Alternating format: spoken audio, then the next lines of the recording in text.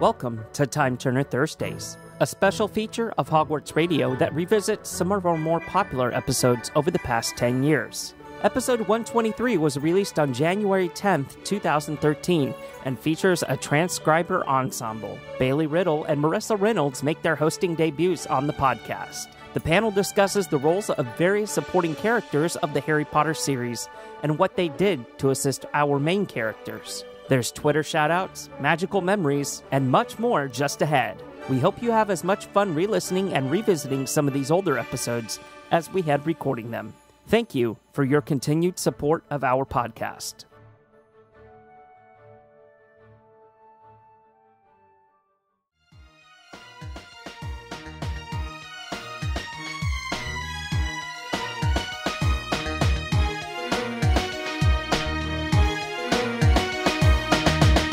Hello, everybody, and welcome to episode 123, 123, for those of you that are mathematically challenged, of Hogwarts Radio. We're here with a supporting cast today. We gave the main hosts off, and it's an all-girls show, right? Well, minus me, of course. My voice cracks like a girl, apparently. But how's everybody doing? Good. That's wonderful. That's wonderful, you guys. Amazing. Amazing. Hang on. Let me introduce the supporting cast here today. We have our set of transcribers that transcribe our episodes and do a wonderful job of that, by the way. But real quick here, we have Bailey Riddle. Hi, Bailey. Hey, everybody. And we have Marissa Reynolds. Yes, you said it right. Oh, okay. Well, I was going to say, because you just got married, right? Yes, I was actually expecting you to say Tedford, but no, it's Reynolds now. Thanks. Well, I was going to say Tedford Reynolds. Oh, yeah, that confuses people. This is something new that we're going to try out, and hey, it's something new for you guys too, because not only the listeners, but for you guys, the transcribers, it's going to be weird transcribing yourselves, I think. Oh, no. Oh, crap. And the awkward silence ensues. All right, everybody. Well, we've got a supporting cast. We've got a supporting discussion coming up here on Hogwarts Radio, episode 123. I am Terrence Pinkston. I feel by myself. You are by yourself.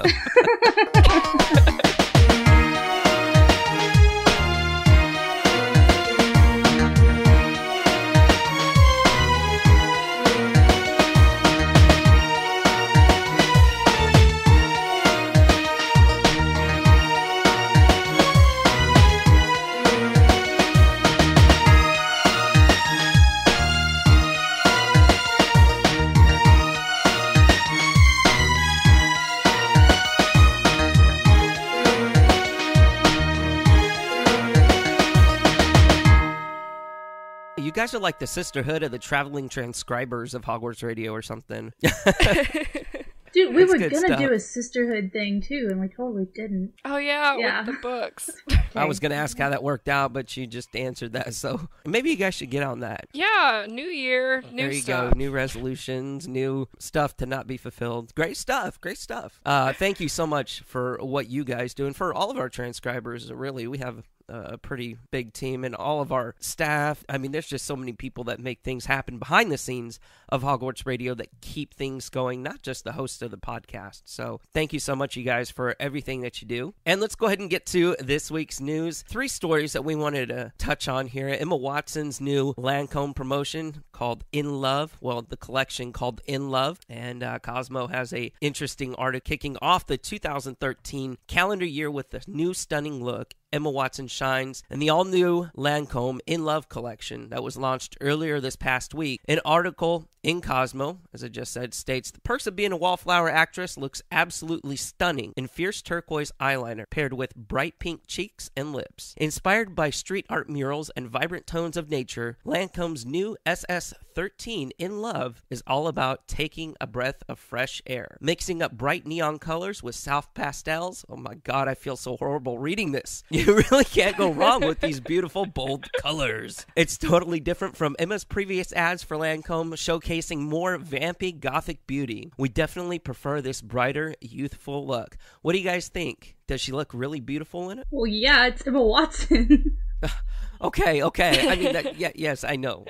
It's Emma Watson. But, I mean, you guys have had a chance to look at this on Cosmo's website and, at the, I guess, the picture that they have of her. I mean, does it really fit her? What do you guys think as women? Because I'm totally going to stay out of this discussion because I don't wear makeup, and that's a good thing. Very fashion model. Like, I could not wear that to school, just saying. But well, what do you like about it? What do you like about the ad or the way that she looks? I mean, is there any specific characteristic of the makeup on her or the makeup in general that appeals to you? her eyelashes are pretty. Her eyelashes are pretty. That's all that appeals to me about this is the eyelashes are gorgeous. Like, they're very long and defined. But I was reading this and I was just completely ripping the article apart, like making notes on it and stuff. So, Well, what about the article did you not like? well, first of all, no, I'm not saying I didn't like this. I just thought it was interesting that they said the perks of being a wallflower actress instead of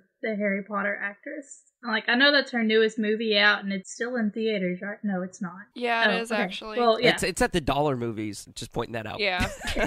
Well, it's still kind of big news, so I understand why they did that. It just kind of took me by surprise because we're mostly used to seeing her as the Harry Potter actress. It's Hermione, and I like that they're kind of moving away from that. But just some of the wording that they used in this, I just started laughing. Like, street art murals. And all I could think of was graffiti. I was like, I don't want my face to look like graffiti.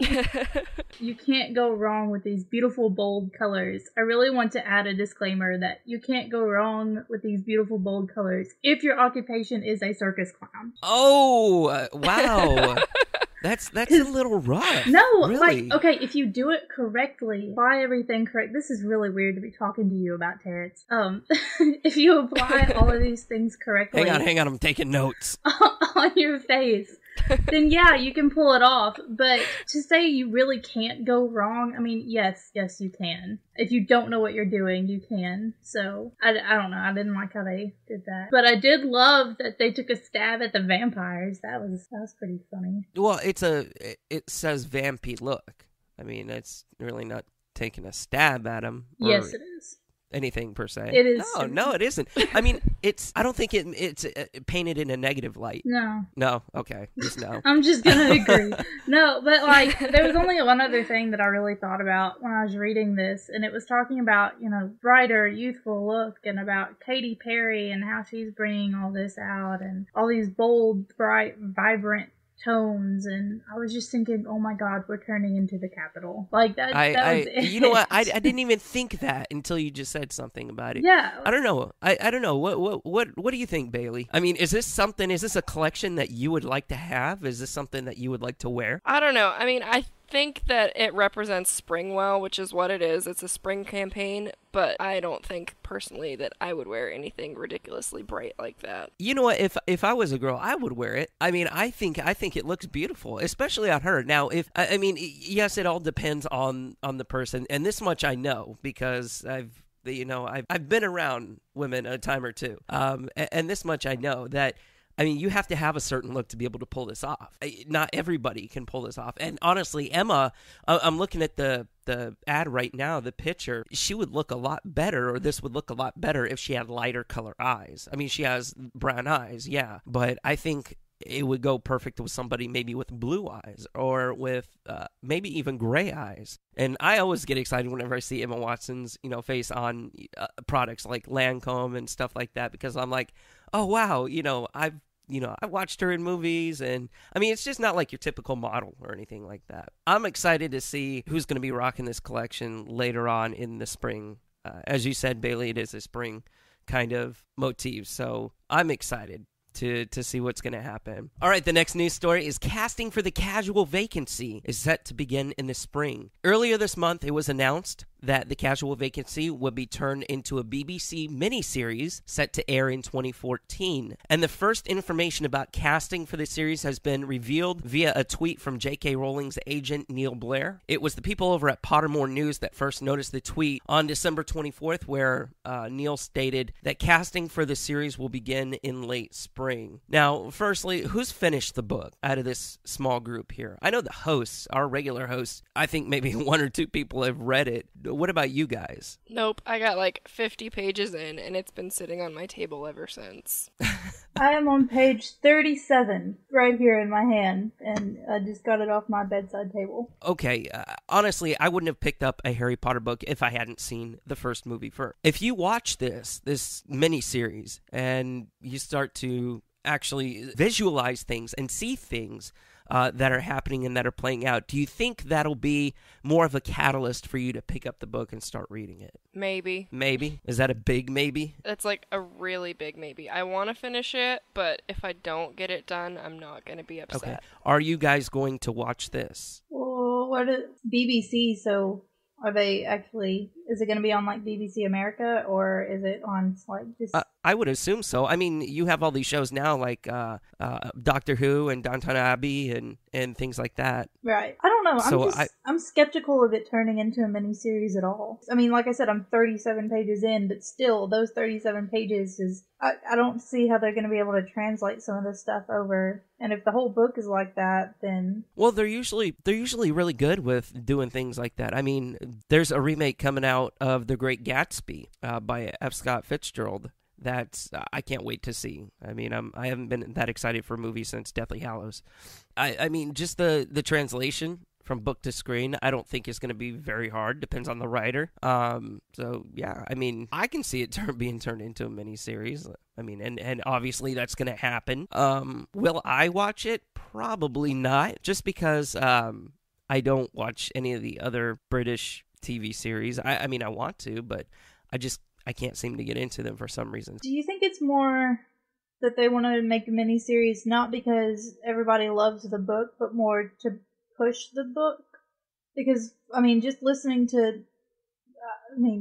don't kill me on this. Don't listen to just Hogwarts Radio. I have others that I listen to. Like, on the other podcasts and stuff, and people just talking about it in the fandom, like, the general biggest consensus that I've heard is that we read it because J.K. Rowling wrote it, and, we're not thrilled with the book. I mean, a lot of us struggle just to finish it, which, I mean, mine's just been finding the time since I've been moving, but a lot of it's been, oh yeah, I got so far and didn't finish, and I'm just wondering if they're doing this miniseries more to promote it and to say, no, look, this is really good, and, this is the whole storyline, and you should go read the book, and instead of oh my gosh, this is an amazing book, we have to do a production about it. Right. I honestly, I think it's just because J.K. Rowling's name is on it. Her name is very powerful in the literary community. So I think that this was chosen not because it's good, but like you said, it's a push for the book. The sales for the book, it wasn't bad, but it wasn't good. I mean, obviously, it's not Harry Potter. It never will be at that level. But I think it's just an extra push. But honestly, I mean, I think there's going to be, and I should have said this last year, but I think there's going to be a new J.K. Rowling book this year as well. I don't know if it's just a push for the book or if it's just a push for her, to get her name out there, to make money. I don't know. I'll probably give it a shot, but if it's not interesting, I'm not going to bother trying to go out of my way to watch it. All right, that sounds great. And the next and final news story. First construction images of the Wizarding World of Harry Potter in Japan are released. It was reported just a few days ago that construction had begun on Universal Studios Hollywood for their new Wizarding World of Harry Potter attraction, and it seems Universal Studios Japan at Osaka has followed suit. The images show a very large building under construction. More than likely, that's going to be Hogwarts. The attraction is set to open in late 2014. It was first announced back in May. Which park are you guys interested to go see? The one in Osaka or in Hollywood? And don't just base it on your current location now, because that would be kind of obvious. But is it worth making the trek if you've already been to the Wizarding World in Orlando? I kind of want to see a little more about the Japan one first, I think. Like, I'm looking at these pictures, and they all look really blocky. Like they're building a big cube. Right, right. And I love that Elmo is supervising. Did y'all see that in the pictures? He's, like, looking up. I did. I saw that. I love it. That's pretty awesome. Anyway, Oh, I just found that. Um, and Orlando's always gonna hold kind of a soft spot in my heart, simply because I got engaged there. Yay! But yeah, I know. But I don't know. Like the Japan one, I'm really curious to see how it turns out. Like it's the same people are working on all three parks, right? Right. Okay. Which makes me feel a little bit better, just because Japan style is so over the top and vibrant and exciting, and I'm just kind of curious to see how the medievalness that was a strange word, just how the Harry Potter world will translate in Japan. And I think it'd be cool to visit it if I was in Japan to begin with. Yeah, just because of location being in the US, I'm probably not gonna go just because there's a Wizarding World. But I am kind of excited to see the Hollywood one. I want to see if there's any differences. I think that's my biggest thing, is that I've been to the one in Orlando, so I know what's there, and I'm excited to go back because they're doing that whole expansion thing. Right. But I'm curious to see what they're going to be able to fit into Hollywood and what they're going to take over to Japan, and see if there are any differences. Like, are there going to be different shops, or are they going to focus more on a different ride or something to that extent? I'm interested to see. I mean, again, Japan would be really, really cool to go to. But I mean, like you said, the Wizarding World in Orlando, I mean, it holds a soft spot for you, but I think for us all, because it is the original Wizarding World, and it's the first one that opened, and they had the cast there, and it was open whenever the movies were still out, and different things like that. So I'm that's always going to hold a soft spot, I think, for everybody. But what I wanted to talk about now is, now that I'm looking more in depth at these pictures, and you guys can go ahead and go to snitchseeker.com. These pictures are courtesy of them. I'm looking at that structure. That structure is really, really huge. And comparing that to Hogwarts in Orlando, I honestly don't. I don't think that Hogwarts in Orlando is that big, unless this is just a platform for the castle to sit up on, or something like that. I mean, in Orlando, you can see when you walk in, obviously the castle is there, but then there's like a giant soundstage kind of that hooks onto the side of the castle, which is where the ride actually takes place. So maybe this ride is just going to be longer than the one in Orlando is. That's interesting. Will they have the same kind of ride? I would assume so. I would like to assume that they have some sort of continuity within all the parks. All the parks are going to be shaped the same way, and I think that's also very important. I hope so. But then again, I feel like if I went to Japan just to see the Wizarding World and it was the same exact ride, I'd be a little upset. Okay, well, that does wrap up this week's news. And if you guys have any questions or any comments about anything that we've discussed up to this far today, go ahead and email us at staff@hogwartsradio.com. We will go ahead and answer your emails there. Okay, guys, let's move on to our main discussion today, and we're going to discuss the supporting cast of Harry Potter, supporting characters. And what we mean by supporting characters, not necessarily the supporting movie characters or anything like that, but the characters that supported the trio. So it could be a main character that we would talk about. So since we have people on the show today that support Hogwarts Radio behind the scenes, I thought that would be fun to talk about the supporting cast of characters that support the trio and how they shaped the series by doing so. What we're going to do is discuss one from each house and give you a little background and how they supported our heroes. So are you guys ready? Yeah. All right. Well, let's talk about the Gryffindors. Who are my Gryffindors here, by the way? I am. Nobody else. I'm the only Gryffindor here? I'm a Gryffindor, but still. Well, besides you, Terrence. Yeah, because I don't Ravenclaw. Yeah, exactly. Awesome. Well, the Gryffindor that I wanted to discuss today is Neville Longbottom. And let's go ahead and, everybody knows Neville. If you're listening to the show right now for the first time, you know Neville. If you've been listening, if you've watched the movies, read the books, everybody knows Neville, his characteristics and traits. Let's just go ahead and run through a little bit of background about him. Whenever he was younger, Neville was clumsy, forgetful, shy, and many considered him ill-suited for Gryffindor because he seemed timid. However, Neville proved that the Sorting Hat had seen bravery underneath his insecurity as he stood up to his only friends in the first year. Later became one of the DA's most courageous members. Part of his problem, though, he seemed to have poor self-esteem, as he referred to himself as a nobody and almost a squib at times. This was likely caused by his grandmother's belief that he was not living up to his parents' accomplishments, and a browbeating from fellow students and people like Professor Snape really didn't help any. Though he came from a pure-blood family, he held no prejudice against half-bloods or muggle-borns, anything like that.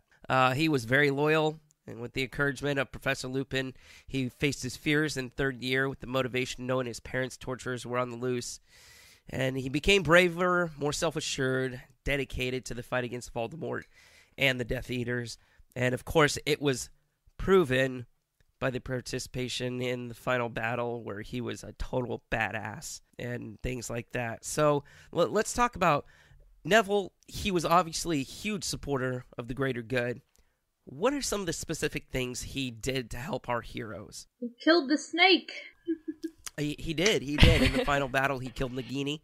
That's right. He went all badass on that and chopped Nagini's head off.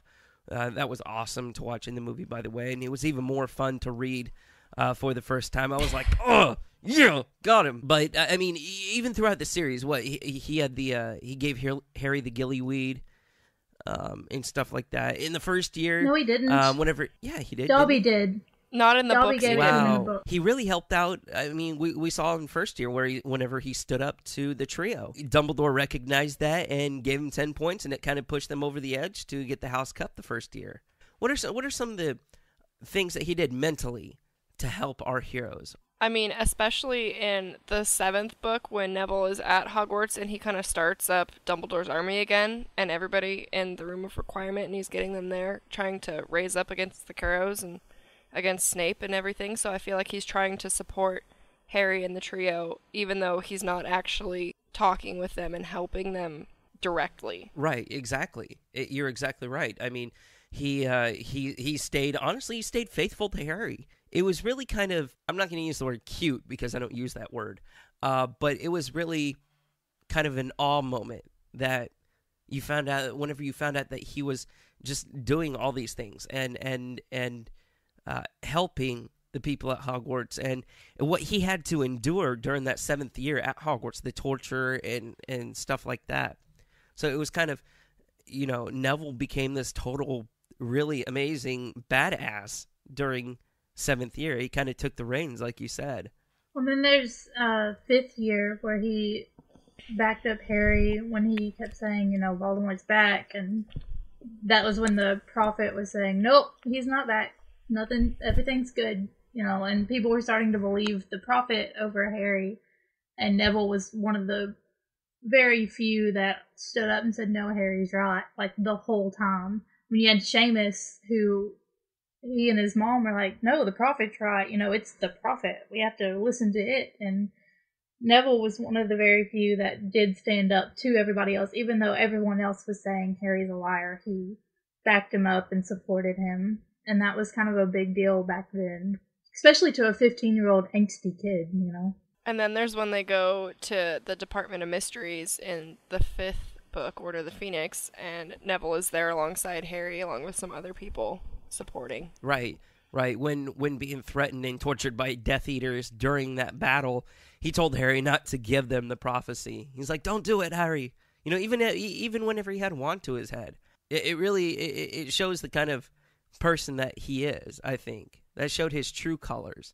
He really didn't care about himself. I think he was the best person in the series who defined the greater good, because he wasn't selfish at all.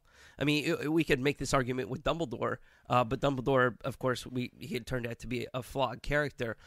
I don't see Neville as that. I don't see Neville as being flawed. I mean, maybe like in the first, couple of books, where he was scared of his grandmother and Professor Snape and things like that. But, his true colors really come out.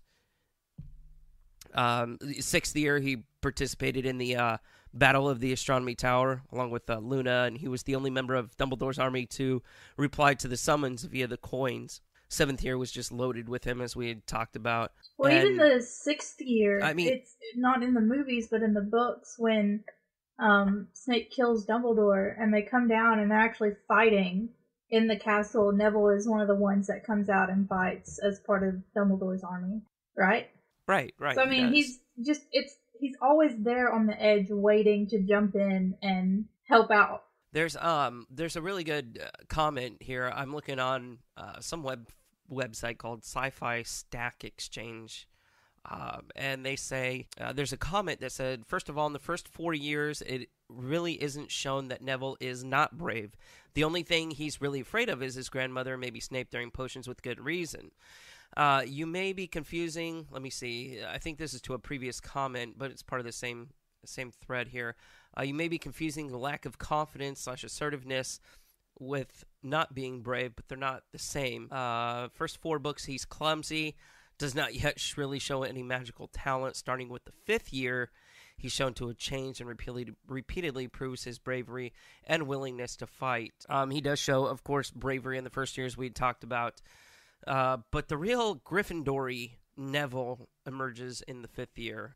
And, I mean, in his 5th year, he shows a very, very significant improvement in his magical abilities while in Dumbledore's army. And, it's partly due to the motivation that he has to fight and kind of avenge what the Lestranges did to his family. What makes him such a likable character is the fact that not only does he stand up, but he's the underdog, and everybody can relate to an underdog. I mean, he kind of warms your heart. In the first few books, you really want him to succeed, and you really want him to find Trevor the Toad, and, you feel bad when he stands up to his friends and they, petrify him. And like you were talking about through the first 4, when he's really clumsy, you really want him to succeed because he has such a good and pure heart. And then you get to see him succeed in Deathly Hallows, and just everybody can relate to that, going through the awkward stage of life and then finally being able to come into your full being. And I think that's why everybody loves him so much, is that he is so lovable and that his heart is so pure, and he's such a good, loyal friend, and he's finally able to shine. So that's it about Neville. That's all we have about Neville. Let's go ahead and move on to the next house here. We're going to talk about Ravenclaws, and the Ravenclaw that we selected is Luna Lovegood. Now, of course, everybody knows that Luna is an extremely quirky girl. She has a serene disposition and many eccentric beliefs and qualities. She was a complete nonconformist, as she lacked self-consciousness and wasn't afraid to show who she truly was. Luna was also highly intelligent and unusually perceptive of having been sorted into Ravenclaw, where, in quotes, where those of wit and learning will always find their kind. Although many thought Luna was bizarre, Harry, Ron, Hermione, Ron, Neville, Ginny, Dean, and Ollivander eventually became very fond of her, not to mention all of the readers. Her demeanor and voice were often distant and dreamy, and she would drift away from a conversation that she didn't find interesting, and that was really cool. She had an uncanny way of making others feel uncomfortable by being bluntly honest, and which was a knack for embarrassing honesty, according to Harry. She was completely unflappable and rarely seemed anxious or under stress or even difficult circumstances, such as being a prisoner of Malfoy Manor. Luna was very good at comforting others, such as when she comforted Harry after Sirius's death and Mr. Ollivander while they were in prison together. She was often, which is sad, the subject of ridicule and had difficulty making friends. Other students gave her the name of Loony Lovegood and even stole and hid her things. Poor thing. She was unfazed by this, though, and instead chose to be non-judgmental and accepting of the others around her. She said that once she does not like dancing much, though she did dance some at the wedding of Bill and Fleur, which was hilarious, and it has become a kind of a dance at the Harry Potter conventions, which is awesome. She enjoys her artistic pursuits in her free time, yada yada. Her house was filled with various things that she'd painted, weird objects, and all that other good stuff. So, Luna, what are some of the things that made her a relatable character to people? And then we're going to talk about how she supported the trio. We'll tie that in. So Luna, I mean, everybody's probably been picked on in their life at one time. So what kind of qualities did she have that we can relate to? I think something that Luna has about people picking on her that people should try to emulate about her is that she really doesn't let other people's opinions of her get to her, and she just kind of does her own thing and is who she wants to be. Yeah.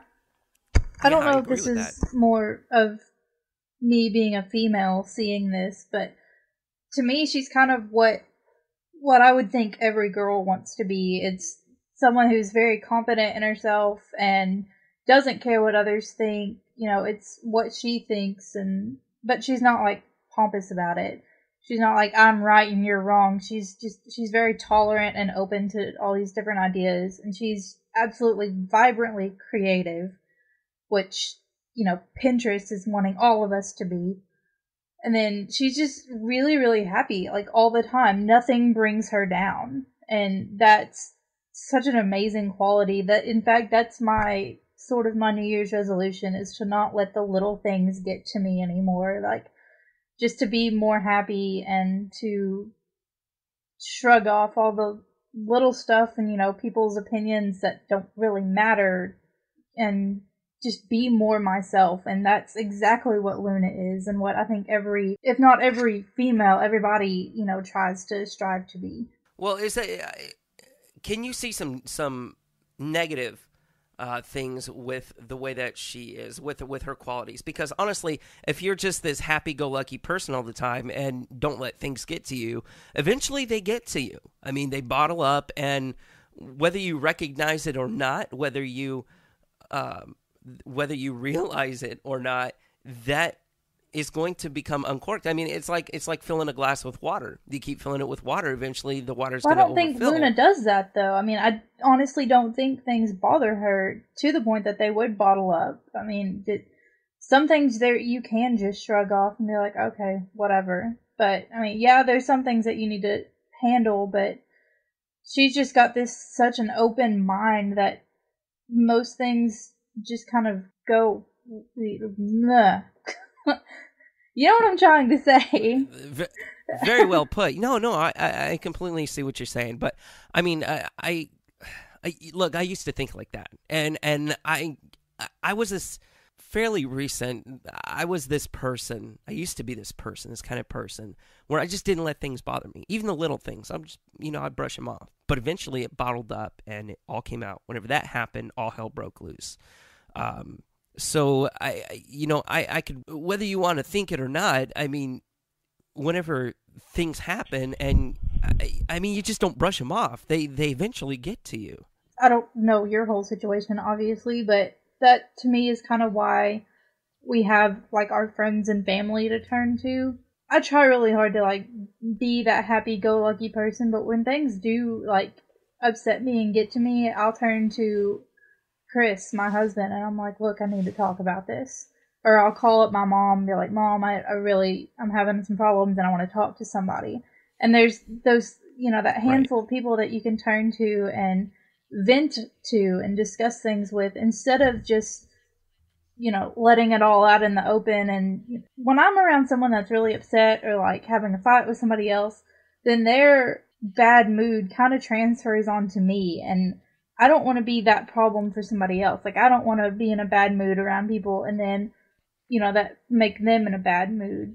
Now, the way that she was, do you think that had an impact on the trio as far as the way that they went about doing things? I mean, whenever she was around them, obviously. Well, it makes you think a little more, I think. Just thinking about, when they're looking for the diadem, and I don't remember who says it in the book, but in the movie, Cho says, you can't, or no one alive has seen it. And Luna's so open-minded, she's like, okay, obviously we have to talk to somebody that's dead. Whereas Harry and Ron and Hermione are just like, oh crap, you know, we hit another dead end. And but the fact that she thinks about it so out of the box is really what helps them to find the diadem in the end, because they talk to the Grey Lady. And just being so open-minded about it and thinking that where there's a will, there's a way kind of thinking will help. So she was kind of like that variable out of I mean, she wasn't part of the trio, but she was kind of like that character, that variable in the series that made you, like you said, think outside the box and made you see other things differently. And she wasn't necessarily dumb about the things that she said or about her beliefs or anything like that. It's just, it exposed you to, wow, there's other people that, you know, that possibly think like this, and there's other people and there's other ways that we can learn from thinking these certain ways. Right, and it happened again in the 5th book when they're trying to get to the Ministry of Magic, and she's like, well, we'll fly, of course, you know, thinking of the Thestrals, and everybody else is just like, okay, yeah, that works. Right. So do we see, I mean, obviously she was brave. She was very loyal to the very few friends that she had, and even supporting Harry whenever he was outlawed by the Ministry of Magic. She also displayed admirable bravery during both the Battle of Department of Mysteries, we just said, Battle of Hogwarts, and things like that. So how did she support the trio even when they weren't around her? Well, just the fact that she did support them. I mean, that when, you know, conversations, and she was there supporting their side. Kind of the same with Neville, like when people didn't believe, and, you know, she was one of the few that did. Okay, well, let's move on to Hufflepuff. And the Hufflepuff that we want to talk about here is Ernie Macmillan. Ernie Macmillan. I don't know how you say his name, his last name. Macmillan? I think it's Macmillan. Okay. And if you have any kind of hate to the way that we pronounce it, our email is bailey@hogwartsradio.com. So, thanks. Ernie Macmillan, despite being somewhat pompous, Ernie was loyal to his friends and always honest, the traits of a true Hufflepuff. He would usually shake Harry's hand in a pretentious manner and speak in a somewhat ostentatious and presumptuous manner. He was never afraid to speak his mind and could readily admit when he was wrong. As a student, he was hardworking and strived to get good marks, which was particularly evident in his 5th year when he claimed to be revising for his owls around 9 hours a day. So he also displayed great bravery and loyalty in his participation in the Battle of Hogwarts. Ernie did, however, seem to have a habit of jumping to conclusions in regarding Harry Potter. In his 2nd year, he believed and ultimately spread a rumor that Harry was the heir of Slytherin. During his 4th year, Ernie made a disapproval of Harry's participation in the Triwizard Tournament as an illegal 4th champion clear, claiming that Harry had done it to steal the spotlight from Hufflepuff. Despite being a pureblood and proud of it, Ernie never displayed any prejudice towards those of a different blood status, as many of the other purebloods did. In fact, his closest 2 friends at Hogwarts were a Muggleborn, Justin Finch Fletchley, and a half-blood, Hannah Abbott. And he looked out for them both throughout his studies. Ernie was also one of the first to openly express his support for Harry and Dumbledore during the Ministry's smear campaign against them. So I know a lot of people really, really like Ernie. But what are some of the positive things that you guys liked about this Hufflepuff? I think he'd make a good politician. Well, because he jumps to conclusions at first and then he gets the facts. That's wonderful. No, I mean... Ernie Macmillan for senator. No, more like he stands up for what he believes in. And, you know, he presents himself in a very, like, political manner, going around shaking people's hands and kissing babies and whatnot. That being said, you said that he'd make a good politician. What are some of his downfalls as a character? Obviously, the jumping to conclusions that he would make part a good politician. Is that he'd make a good politician, right? No, I think more like he kind of has a loud mouth. He's like, right. Harry spoke in Parseltongue. He's obviously after Justin. Which, I mean, most people thought that, but he was very, like, loud about it. And talked about it and got the rumor started about the heir of Slytherin. I feel like he speaks before he even thinks about something. Kind of like a politician. Yeah. That's great. Yeah. I mean, he does. And you know what pissed me off was that he really didn't learn from it because, okay, in his second year, it was that Harry was the heir of Slytherin, yada, yada. Okay, that turned out to be wrong. But then he turns around in Harry's fourth year, and it's like, he accuses him of all this stuff. Even whenever Harry's, saved the school, 3 times already. I think he just likes the attention. He likes the attention that he gets from talking. From doing that. Yeah. He's like, he says something and then everybody else goes around saying, well, Ernie said this and Ernie said that. And he's just kind of like, yep, that's me. What are some of his strengths as a character? He's a prefect, though. Yeah, I think he and Hannah, maybe.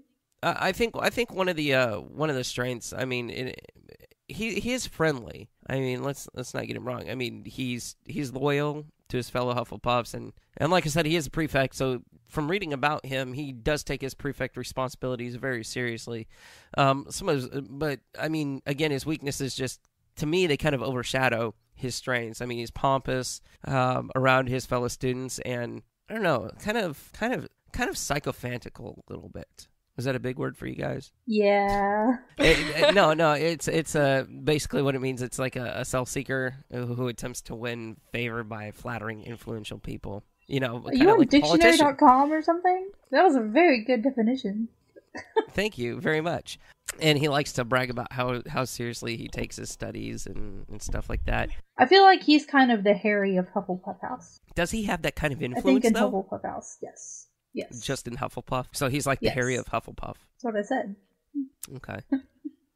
Well, I know. I just... Yeah, I think, how Gryffindor looks to Harry is almost kind of their hero. Hufflepuff had Cedric, but sadly he was a spare, so he didn't quite make it. But I think they kind of turn, in my opinion, and what we see from the books, we don't get to see a whole lot of Hufflepuff anything. But I think that Hufflepuff House would turn to Ernie and kind of hold him in a higher regard than most other Hufflepuffs. All right, well, that's it about Ernie Macmillan. Go ahead, and if you have any comments or anything like that, you guys know how to get a hold of us. Let's move on to Draco Malfoy now for Slytherin House. And the only reason that I picked Draco for this was because I wanted to discuss and I know there's going to be conflict here, how he did support, if at all, the trio. Draco Malfoy is a main character of the series, which is why earlier I had stated that there could be a main character in this. But let's go ahead and give you a little bit of characteristics. Everybody knows about him. He was an arrogant, spiteful bully. Like Dudley, his narcissistic nature most likely stemmed from his being spoiled by his parents throughout his childhood. He believed himself superior to most people because of his family's pure blood lineage, as well as great wealth and social standing. He frequently behaved cruelty to all Muggleborns, so-called blood traitors, Gryffindors, and anyone who was a supporter of Harry Potter or Albus Dumbledore. And for much of his youth, he took after his bigoted father, Lucius Malfoy, as a role model, and frequently boasted about his family's influence and wealth. Well, that really stopped in year 6, though, at the end of year 6. However, something began to change in Draco's psyche in his 6th year at Hogwarts. After Voldemort made him a Death Eater, he set him with the first task of assassinating Dumbledore by the end of the year. After a number of feeble attempts, Draco began to crack under the enormous pressure, and he wasn't certain of his ability to fulfill the mission, and was terrified that he and his family would pay the price for his failure. He was quite intelligent, quick-witted, capable of deducing things and coming up with clever plans based on a small amount of information. Draco had a huge role throughout the series, and we all know that he did, and we all know the things that he did to plot against the trio and their interests. But what are some of the things that he did to help them, if any? I mean, did he really do anything? Well, this wasn't specifically for the trio, but it kind of inadvertently helped them. was when he was supposed to kill Dumbledore and all he did was disarm him. And that, like, it shows a lot of his true character. Because he did that, he was then the owner, or the true master of the Elder Wand, which then made Harry the true master because Harry defeated him at Malfoy Manor. So that was kind of a huge deal. Right. But it wasn't specifically done for the trio. As far as everything that he's gone through, Draco as a character, did you feel sorry for him at any time during the series? Honestly, yes. And, like, I know a lot of people probably wouldn't, but when you kind of hear his story, like, especially when he's talking to Dumbledore on the astronomy tower before Snape comes in, and, you know, Dumbledore's just kind of their conversation about how there are all these failed attempts to try to kill him. I was just like, man, you know, to me, I recognize that Draco really didn't want this. I mean, he felt high class enough because he was a Death Eater, but he really didn't want to kill Dumbledore as much as he disliked him, and it was completely against his character. And I really did feel sorry for him because I was like, you know, he's not doing this because Voldemort told him to. He's doing it more to save his family, and that kind of hit home with me. I was like, wow, that, you know, he does have some good in him after all. And then in the Fiendfire, in the 7th book, you know, he just lost one of his best friends, and, you know, he's got to rely on Harry to save him, and I kind of felt a little sorry for him at that point because he realized how vulnerable he was, but then he turns around and he's just a jerk again. And I was like, okay, I'm over it. But there were a few, like, very sporadic moments that I did feel sorry for him, and then his character completely ruined it because he was such a jerk. Bailey, what did you think? Did you feel sorry for him at any time? I felt really sorry for him. I felt like if he wouldn't have grown up in a family that was full of Death Eaters and just everybody in Slytherin in general, that he might not have been the way that he was. I mean, it's like nature versus nurture, what you grew up with versus what your influences are.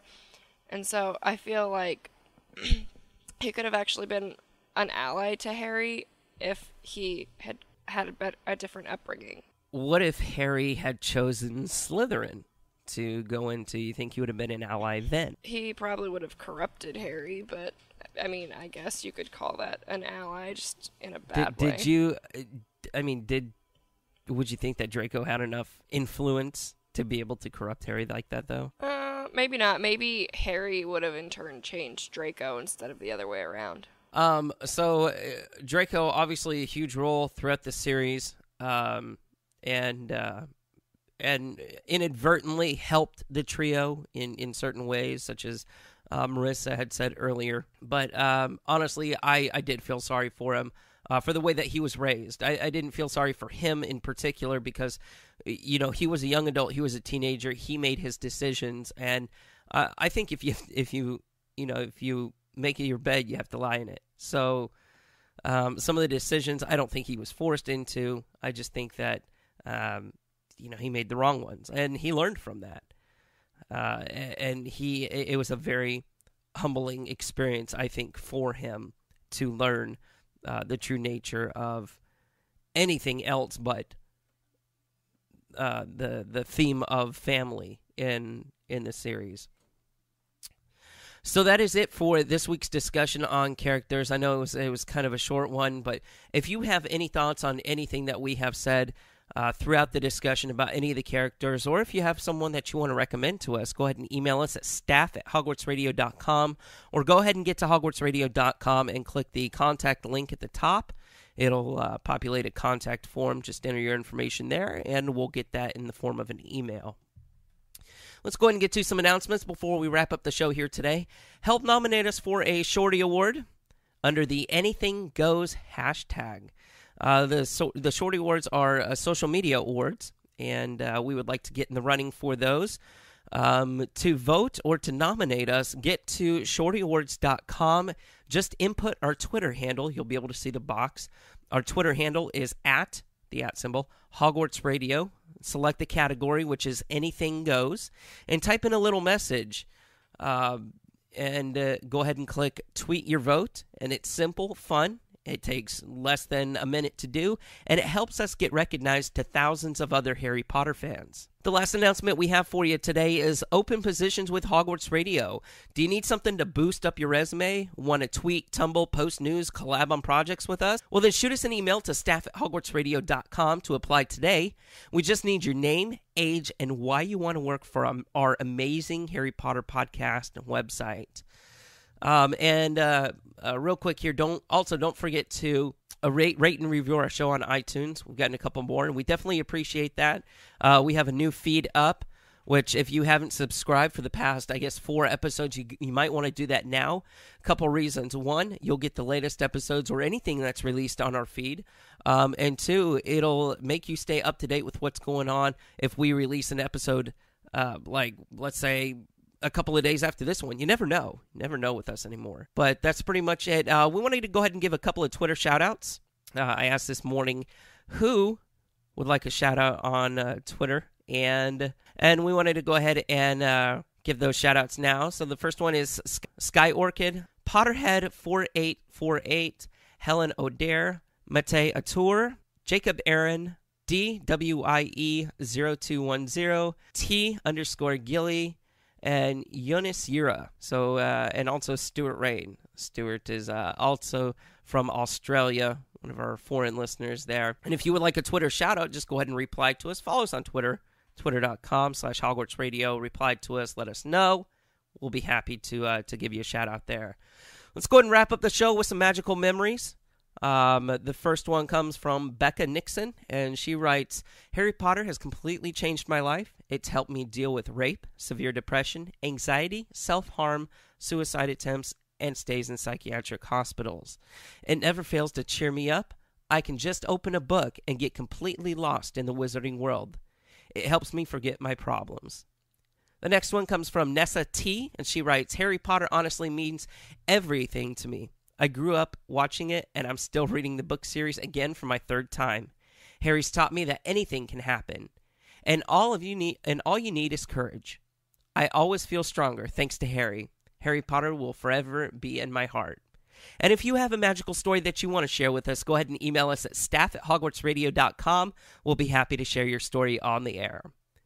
Well, guys, that's pretty much it for today's show. I want to go ahead and thank today's guests, Bailey and Marissa, again. Guys, thank you so much. It's been a lot of fun. I had a blast. I had a blast. You sound like a female version of Professor Snape. Obviously. But, ladies, thank you so much for everything you do behind the scenes and for everything that you guys are continuing to do for the site, the podcast, and everything like that. So, hey guys, guess what? You can be on our show too to be a part of our voicemail segment. And if you're in the United States, you can dial 1-210-807-4088. And don't worry, if you're in the UK, you can also call us at 020-8144-1121. You can also Skype the username Hogwarts Radio and leave us a message there, or visit hogwartsradio.com for our handy feedback form to contact any one of us, or the old-fashioned way, email us at our first names at hogwartsradio.com. And don't forget that hogwartsradio.com also has a variety of community links to get more involved in. We have our Facebook, Tumblr, and Twitter, all that good stuff over at hogwartsradio.com, so go check it out. Thanks a lot for tuning in, everyone. Until next time, I am Terrence Pinkston, and we will see you next time for episode number 124.